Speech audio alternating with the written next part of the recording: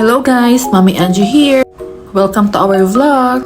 Prepare nga pala kami dito para makiparty sa kabila. Kapitbahay namin, tito namin. Kasi mag-birthday yung dalawang anak. Bigla kaming tumawa kasi nagpatawa si daddy.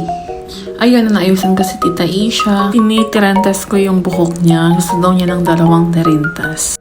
Parang Ana. Ayan, tinanong ko siya kung gusto niya mag-lipstick. Sabi niya hindi daw pwede. So yun, lipstick ko pa rin siya. Naman si Rudolph. Lalagyan ko lang siya ng gel. Excited na excited yung bata maayusan. Lalagyan lang naman ng gel. Gusto ko sanang nakataas yung buhok niya pero yun, mas magandang hababa na lang. Tapos, brush ko na yung hair niya. Hair-brush ko na. Nakatingin pa sa camera. Hi! Ito naman ako tapos nang mag-ayos. Yan, gandang-ganda sa sarili.